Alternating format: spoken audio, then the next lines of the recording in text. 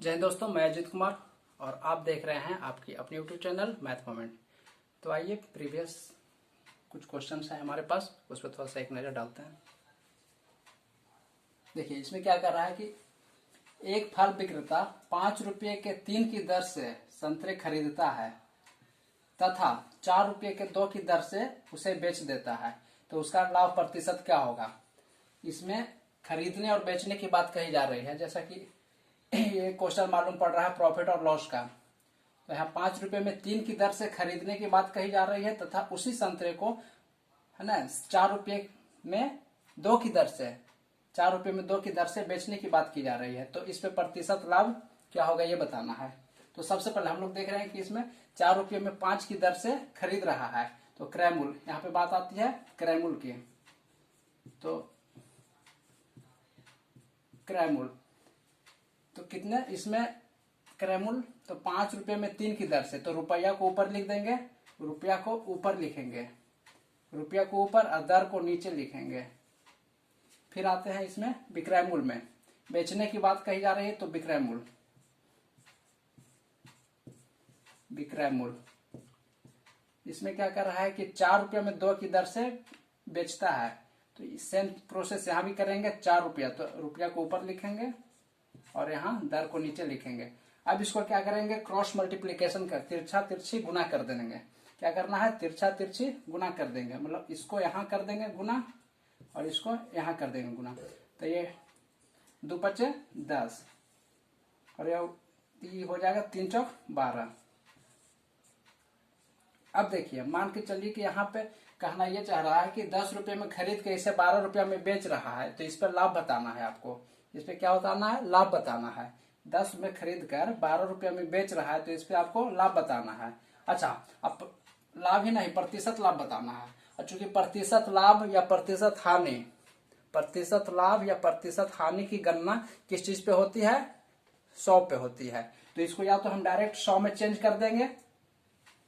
पहला तरीका ये हुआ कि यदि हम इसमें 10 से गुना करेंगे तो ये क्या आ जाएगा, 100 आ जाएगा। तो जब इसमें हम जब 100 से किए, 10 से जब किए, तो यहां भी हम 10 से करेंगे तो ये 120 हो गया। तो अब यदि 100 रुपया में खरीदता है और 120 रुपया में बेचता है, तो कह सकते हैं कि 20% की यहां पे हमें 20% की है ना, इसको लाभ हो रहा है, 20% का लाभ हो रहा है। नहीं, अगर ऐसे आपको नहीं करना है तो ये निकल आया था यहाँ पे, सेकंड प्रोसेस में हम लोग जाते हैं, यहाँ पे ये 10 और 12 निकल के आ गया था। क्या आ गया था, 10 और ये 12। अब यहाँ पे ये क्रय मूल्य है, सीपी हुआ और ये एसपी हुआ। कॉस्ट प्राइस 10 रुपया मान के चलिए और सेलिंग प्राइस 12 रुपया। तो इसमें क्या कर रहा है कि मान लो 10 रुपये में खरीद के 12 में बेच रहा है, तो यहाँ से प्रतिशत लाभ निकालना है। तो सिंपल, सबसे पहले क्या करेंगे, यहाँ पर लाभ हमें दिखाई दे रहा है 2 का, तो लाभ है ना, प्रतिशत लाभ का जैसा कि है ना पता है हमें, प्रतिशत लाभ बराबर लाभ गुने 100 बटे क्रय मूल्य। तो लाभ गुने 100 बटे क्रय मूल्य। तो अब यहाँ पर लाभ कितना दिखाई दे रहा है, यहाँ 10 से 12, तो 2 का गुने 100 बटे क्रय मूल्य क्या है 10 है। तो यहाँ पे भी यदि हम काटेंगे 2 पचे 10 और यहाँ से ही काटेंगे तो 20, तो सेम चीज यहाँ भी आया 20% का लाभ। तो आप यदि इसको यदि इस प्रोसेस को फॉलो करना है तो इस प्रोसेस को कर लीजिए, और नहीं तो फिर ये साधारण सा है। ये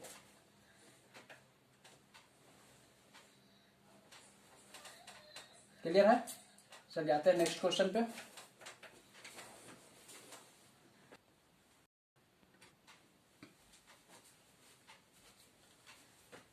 आइए सेकंड क्वेश्चन पे आते हैं। कह रहा है कि कोई राशि 10% की दर से कितने वर्षों में 3 गुना हो जाएगी। कह रहा है एक राशि है, ठीक है, कोई भी एक राशि है, वो कह रहा है कि 10% की दर से कितने वर्षों में 3 गुना हो जाएगी। ठीक है, तो इसके लिए एक फार्मूला आप लोग को हम बताते हैं, बड़ा ही छोटा सा फार्मूला है, याद रखना है ना। n-1 बटा दर गुने 100।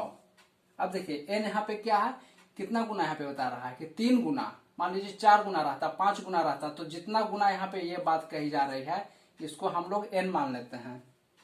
तो ये 3 माइनस 1, दर कितना है 10%, तो बटा 10 गुने 100। अब देखिए 3 में से 1 जाएगा तो 2 बटे 10 गुने 100। अब यहां से ये कट गया तो ये क्या आ जाएगा 20 वर्ष। तो ये कह सकते हैं इसमें कि 10% की दर से 3 गुना होने के लिए इसको कितने वर्ष का चाहिए, 20 वर्ष चाहिए, है ना। तो ये 20 वर्षों में ये 3 गुना हो जाएगी। कोई भी राशि 10% की दर से 3 गुना होने के लिए उसे 20% की समय चाहिए। तो आइए नेक्स्ट क्वेश्चन पे आते हैं।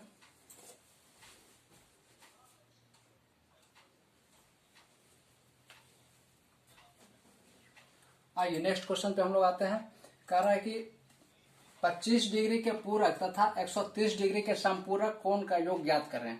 तो पहले आप लोग को यह पता होना चाहिए कि पूरक क्या होता है और समपूरक क्या होता है, ठीक है। सेम क्वेश्चन पिछले दिनों आरआरबी एनटीपीसी में आया हुआ है, तो उम्मीद ये भी है कि है ना आगे वाले शिफ्ट में भी ये क्वेश्चन आएगा। तो पहले आप लोग को ये बता दूं मैं कि पूरक क्या होता है और समपूरक क्या होता है। तो आइए, पूरक को कोटि पूरक भी कहते हैं लोग। पूरक यहाँ है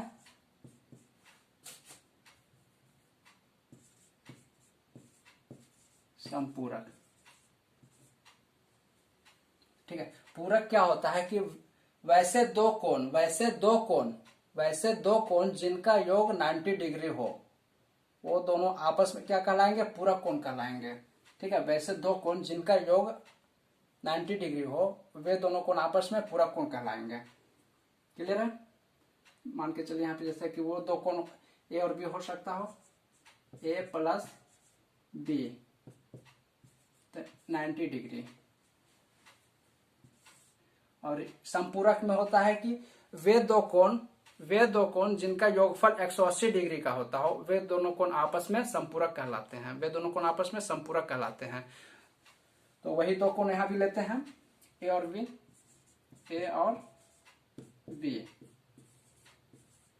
180 डिग्री। अब देखिए इसमें कह रहा है कि 25 डिग्री के पूरक कोण, यदि एक डिग्री 25 डिग्री का हो, सॉरी एक कोण यदि 25 डिग्री का हो, तो दूसरा कोण होने के लिए कितना चाहिए, तो दूसरा 90 में से 25 घटा देंगे। 90 में से 25 घटेगा, है ना। मान के चलिए ए अगर रहा हो 25 डिग्री, तो इसका है ना संपूरक भी कितना हो जाएगा, तो 65 डिग्री होगा। उसी तरीके से यहाँ कह रहा है कि दोनों कोण का योग 180 डिग्री, तो संपूरक कहलाएगा। पहला दिया हुआ यहाँ पे, मान के चलिए पहला कोण है ना 130 डिग्री दिया हुआ है, तो दूसरा कोण क्या निकल के आएगा यहाँ पे, तो होगा ना कि 180 में से 130 घटा देंगे तो क्या आ जाएगा 50 डिग्री ये। अब कह सकते हैं कि इसमें 25 डिग्री के पूरक कोण 65 डिग्री कहलाएंगे, 25 डिग्री का पूरक कोण क्या कहलाएगा, ये 65 डिग्री। जबकि यहाँ 130 डिग्री के संपूरक कोण कितना निकल के आया 50 डिग्री। अब कह रहा इन दोनों का योगफल, तो अब आसानी से आप यहाँ है ना कर सकेंगे, 65 डिग्री प्लस 50 डिग्री बराबर जो आ रहा है वो आपका आंसर हो गया। तो 5 5 11, तो 165 डिग्री ये इसका आ गया करेक्ट आंसर। कोई दिक्कत।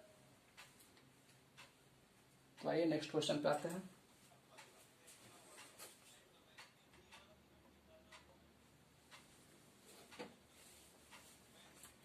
तो आइए नेक्स्ट क्वेश्चन को हम लोग देखते हैं। कह रहा है कि यदि cos 2 थीटा बराबर 1/2 है तो sin 75 माइनस थीटा का वैल्यू आपको निकालना है। क्या कह रहा है कि cos 2 थीटा बराबर 1/2 हाफ है दिया हुआ, ये गिवन है, तो फाइंड आउट क्या करना है, sin 75 माइनस थीटा का वैल्यू यहाँ पे ज्ञात करना है। तो सबसे पहले हमें क्या कुछ यहाँ दिखाई दे रहा है, cos 2 थीटा बराबर 1/2, क्या दिखाई दे रहा है, cos 2 थीटा बराबर 1/2। अब हम लोग देखेंगे कॉस वाले में कि किसका वैल्यू 1/2 होता है, किसका वैल्यू 1/2 होता है। तो आप लोग को मालूम होगा कि cos 60 बराबर यहां देख लीजिए, है ना, cos 60 बराबर 1/2 होता है, ये हम लोगों को पता है।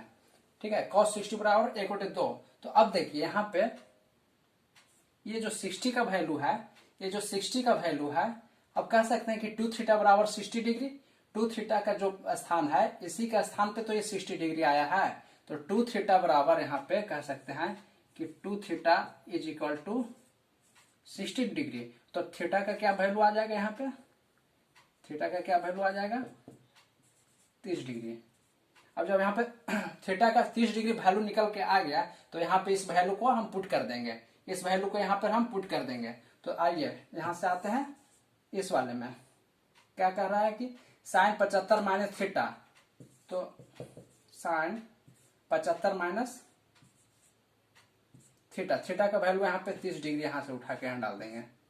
तो अब देखिए साइन कितना 75 माइनस 30, तो कितना हो जाएगा 45। तो अब चूंकि आप लोग को ये पता होगा कि साइन 45 का वैल्यू क्या है, साइन 45 का वैल्यू 1/√2 क्या होता है 1/√2। तो ये आपका हो गया आंसर, ये आपका हो गया आंसर। ठीक है, फिर से एक बार देख लीजिए इसको, कह रहा है कि cos 2 थीटा बराबर 1/2 है, cos 2 थीटा बराबर 1/2 है। तो हम लोगों को ये मालूम होना चाहिए कि cos 60 बराबर 1/2 होता है। ठीक है, cos 60 बराबर 1/2 होता है। अब यहाँ पे क्या कर रहा है कि ये जो 60 का जो स्थान है यहाँ पे देखिए, है ना, सेम समीकरण दिया हुआ है, लेकिन केवल 60 के स्थान पे यहाँ पे 2 थीटा है। तो 2 थीटा का वैल्यू आ गया 60, तो थीटा का वैल्यू आ गया आपको 30 आ गया। तो थीटा का वैल्यू जब यहाँ पे 30 डिग्री निकल गया, तो यही 30 डिग्री को यहाँ पे हम पुट कर देंगे, वैल्यू यहाँ पे पुट कर देंगे 30 डिग्री। तो ये समीकरण यहाँ, तो साइन 75 माइनस 30 है, तो 75 माइनस 30 कितना निकल के आ गया 45 डिग्री। अब हम लोगों को चूंकि मालूम है कि साइन 45 डिग्री बराबर 1/√2 होता है, ये आपका आंसर हो गया। चलिए नेक्स्ट क्वेश्चन पे आते हैं।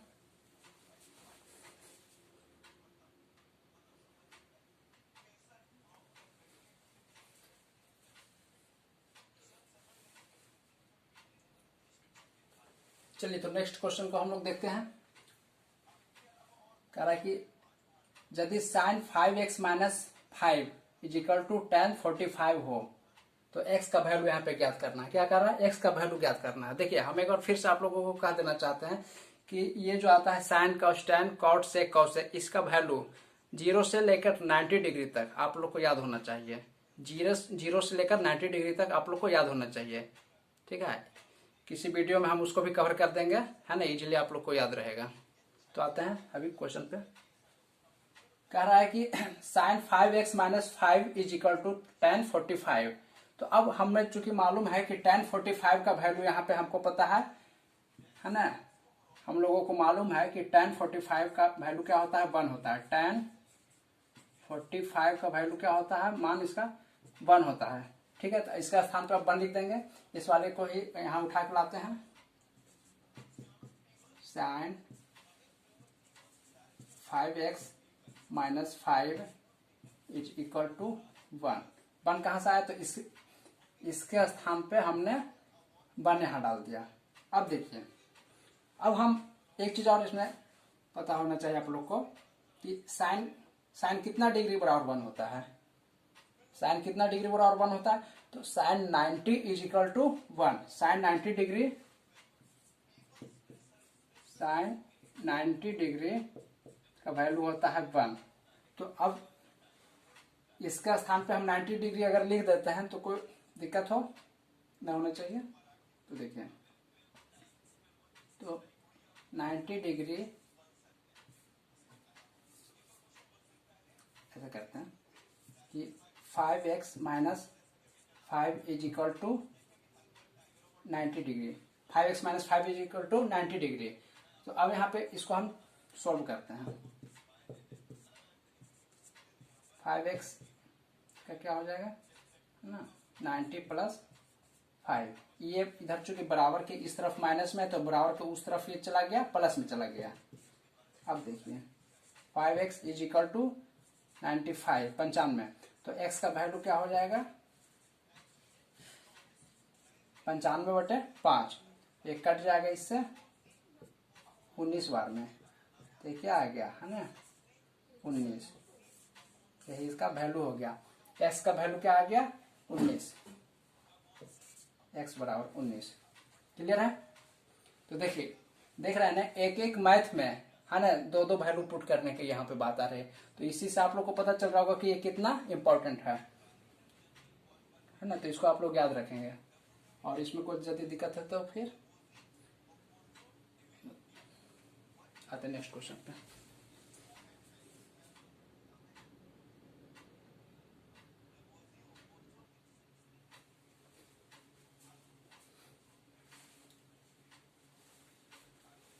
देखिए नेक्स्ट क्वेश्चन कह रहा है कि 36 संतरे बेचने पर 4 संतरे के विक्रय मूल्य के बराबर हानि होती है, तो उसे कितने प्रतिशत की हानि होती है। क्या कर रहा है कि 36 संतरे बेचने पर कितना 36 संतरे बेचने पर 4 संतरे के विक्रय मूल्य के बराबर हानि होती है, तो उसे कितने प्रतिशत की हानि होती है। अब देखिए क्या कर रहा है, इसमें गौर फरमाइएगा। कह रहा है कि विक्रय मूल्य के बराबर हानि क्या है, विक्रय मूल्य के बराबर हानि। ये यदि आप पकड़ लिए तो ये क्वेश्चन आपसे सोल्व हो गए। विक्रय मूल्य के बराबर हानि, क्लियर है। तो हानि कितने हैं कि 4 संतरे के विक्रय मूल्य के बराबर हानि। तो यहाँ पे देखिए हानि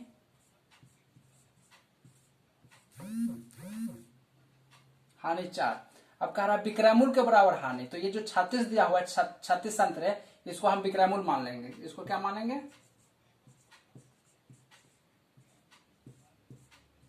विक्रय मूल्य 36 कितना है 36। अब देखिए यदि 36 रुपये इसका विक्रय मूल्य रहा हो और हानि 4 रुपया कह रहा है, 36 रुपया में बेचने पर 4 रुपया हानि होती है, तो क्रय मूल्य निकाल लीजिएगा।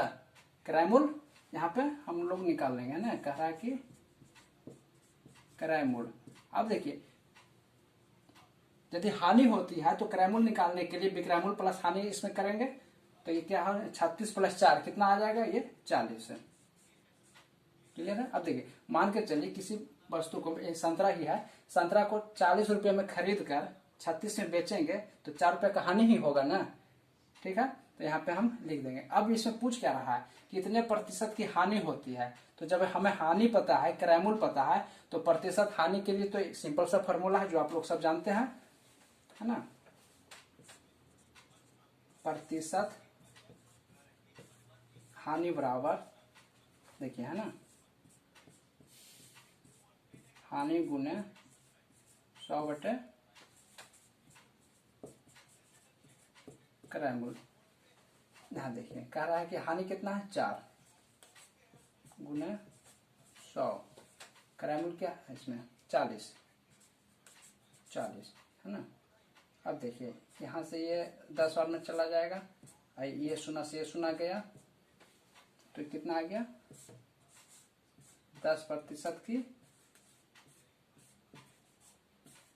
हानि। कितने प्रतिशत की हानि हुई 10% की हानि हुई। कोई दिक्कत इसमें यही था, समझने वाली बात इसमें यह थी कि विक्रय मूल्य के बराबर हानि कह रहा है। क्या कह रहा है विक्रय मूल्य के बराबर हानि कह रहा है ना। फिर से देखिए क्वेश्चन को ही पढ़िए, क्वेश्चन में ही उसका समाधान कह रहा 36 संतरे बेचने पर 4 संतरे के विक्रय मूल्य के बराबर हानि होती है, तो प्रतिशत हानि। तो विक्रय मूल्य के बराबर हानि बन गया आपका, ये मैथ यहाँ पे ही बन गया। विक्रय मूल्य के बराबर हानि है ना। तो हानि कितना दिया हुआ है, तो 4 संतरे के विक्रय मूल्य के बराबर हानि था, तो 4 यहाँ पे हानि हो गया। अब चूंकि विक्रय मूल्य के बराबर हानि है तो विक्रय मूल्य यहाँ पे 36 है। अब जब विक्रय मूल्य और हानि पता है तो क्रय मूल्य हम ज्ञात कर लेंगे 40, बड़ा इजी वे में। और उसके बाद जब हमें ये हानि और क्रय मूल्य पता है तो प्रतिशत हानि का जो फॉर्मूला होता है हानि गुने 100/, क्रय मूल्य है ना, हानि गुने 100/, क्रय मूल्य। सॉल्यूशन है 10% का ये हानि। ठीक है,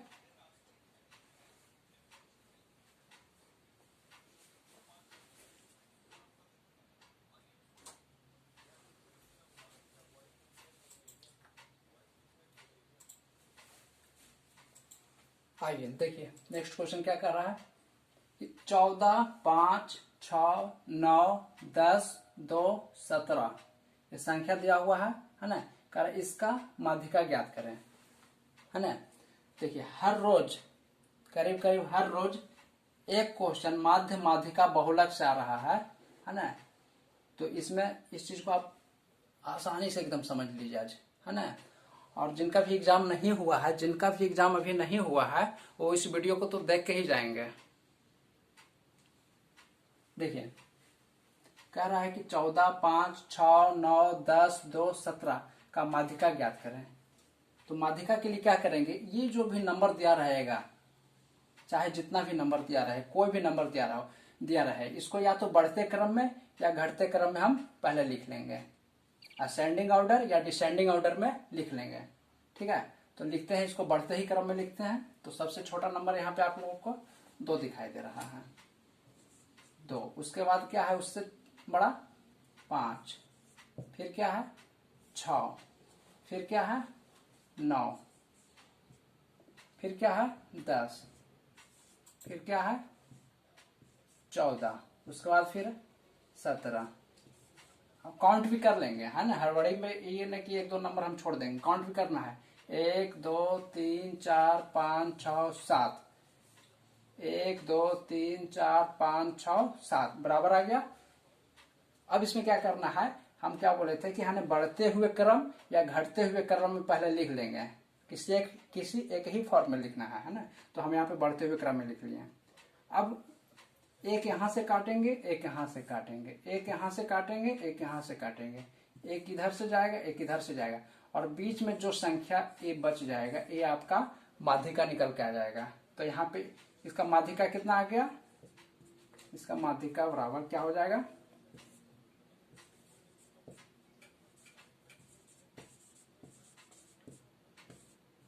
इसका माध्यिका क्या आ जाएगा 9। इसका माध्यिका 9 आ जाएगा। बड़ा ही आसान सवाल आ रहा है आरआरबी एनटीपीसी में। तो जिनका भी एग्जाम यदि अभी नहीं हुआ होगा तो वीडियो देख के ही जाएंगे। मान लीजिए कि 1-2 मैथ का है ना, आप लोग को फायदा ही हो जाएगा। तो चलिए सेशन को समाप्त करते हैं। जय हिंद, जय भारत।